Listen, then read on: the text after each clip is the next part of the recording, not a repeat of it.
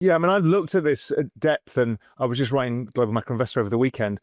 What it seems to be is this, it's liquidity as ever. And because the government shut down, they can't draw down the Treasury General Account.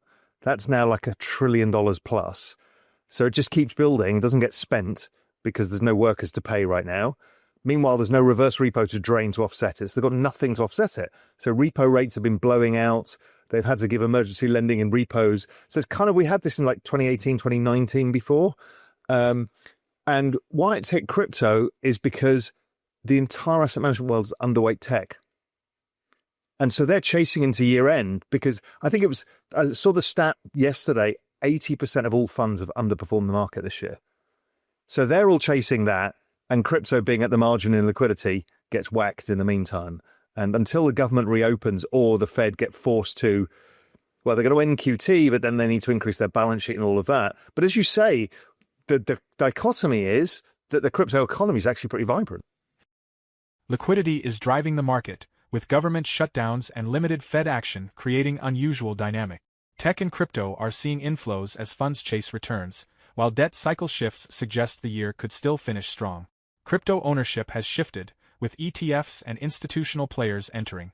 Short-term volatility from AI and tech weakness has pressured prices, but derivative markets and spot inflows show interest remains, and OG holders selling is easing. Bitcoin hovers around $95,000, with on-chain data showing fresh capital entering and macro pressures softening. These factors point to a potential rebound, highlighting crypto's role as a forward-looking indicator of liquidity and investor behavior. Stop. You don't have time. Don't miss out this 2025 bull run. Educate yourself first ahead of the crowd. We have created the ultimate step-by-step crypto cheat guide that will guide you this bull run. Unlock the secrets of crypto and make smarter investments today. Now by clicking on the link below to get your exclusive copy just under $10. And one of the things I've looked at is, like, a lot of people complain that this year has not been like the classical fourth year. Yeah. And we've seen it. We've had no alt season. If you look back at stuff like everything ex Bitcoin and ETH, they've not gone to new highs this cycle yet. It feels like there's still a lot to go. I did a lot of work on this and I found out that, a lot of this 4-year cycle is actually built on the debt cycle. And in 2021 and 22, when rates went to zero, they pushed out the maturity of debt by a year. So it's all to roll $10 trillion to roll this year in the next 12 months. So it feels like we had sort of an interim year. I still think we finish up strongly, and I think it goes a lot longer than people expect. How are you thinking about the cycle itself? Yeah, I think the cycle's a difficult one to sort of get your head around because the construct of the market's changed so much, right? So to me, a cycle is more robust if it's the same group of people trading the same kind of assets over the same kind of time frames. But the makeup of ownership of crypto has dramatically changed over, even the last 2 years, right? We've seen the influx or the liquidity sink of all the Bitcoin and Ethereum, and now Solana starting to go into ETFs. So I think we have seen a transition of ownership of people that will look at the market in a different way. So personally, I would expect the cycle to break down and lose, I guess, what we've seen traditionally, where you've had pretty similar group of people trading pretty similar assets with a pretty similar mindset. Market's probably telling us a different story though. So, whether we're right or wrong, let's see in 6 months. Liquidity is driving markets, with tech and crypto seeing inflows as funds chase returns. Shifts in the debt cycle and changing ownership through ETFs and institutions are reshaping crypto dynamic. Short-term volatility has pressured Bitcoin, but fresh capital continues to flow and long-term holders are easing sales. With improving macro conditions, a rebound could be on the horizon. It's just jump trading and Millennium and, all of the fast money guys. And they will flip out for a 5% profit because on an annualized return, it's like 60% return. They don't care. And then you've got to find all the buyers to actually replace it, the institutional capital, which we're just not seeing really yet, except in Bitcoin and ETH. Yeah, I think we're starting to see Solana probably does. It probably will. Yeah, it's Solana, and you're starting to see with Bitminer, right? Like, let's not underestimate the success. I think it's close to 15 billion now, right? So I guess we've seen a change in the model of how these can work from a financing to a one that also needs to have a strong capability to actually market what they're doing. And I guess, to give credit where credit due, MicroStrategy nailed this some years ago, right? Michael Saylor has been an incredible advocate for the underlying token or the underlying coin that they've been buying.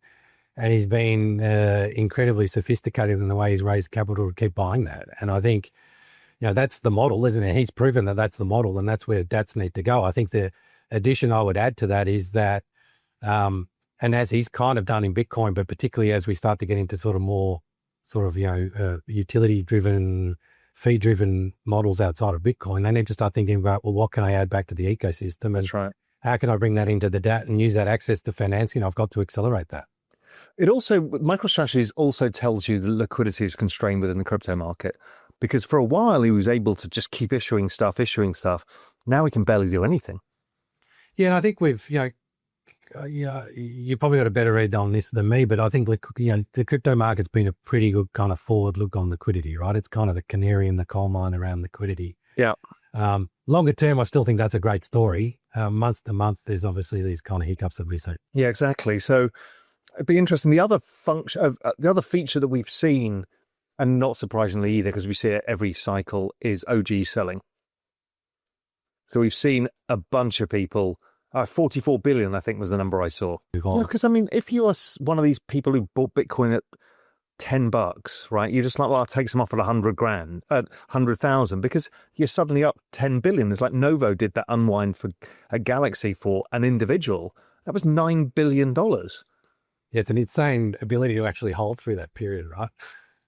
I know a few of them as well. It's incredible. I just don't know how they've done it, but suddenly it's like la la land prices. They don't need Bitcoin to double again. If you're worth $10 billion, is the extra 10 billion, if it doubles again, worth your while? No. So they just kind of use maximum liquidity to just try and ease out. Market liquidity and shifting ownership are driving crypto trends, with tech and digital assets seeing renewed inflows despite short-term volatility. Changes in the debt cycle and institutional involvement are reshaping how assets like Bitcoin and Ethereum move, while ETFs and strategic holders influence market stability. Despite recent dips, long-term investor activity and macro conditions suggest a potential rebound. With capital continuing to flow in and whale selling easing, the foundation for growth remains intact, highlighting both risk and opportunity in the evolving crypto landscape. Do you think Bitcoin will rebound strongly in the next few months? Why or why not? How will institutional involvement and ETFs shape the future of crypto markets? Share your thoughts in the comments.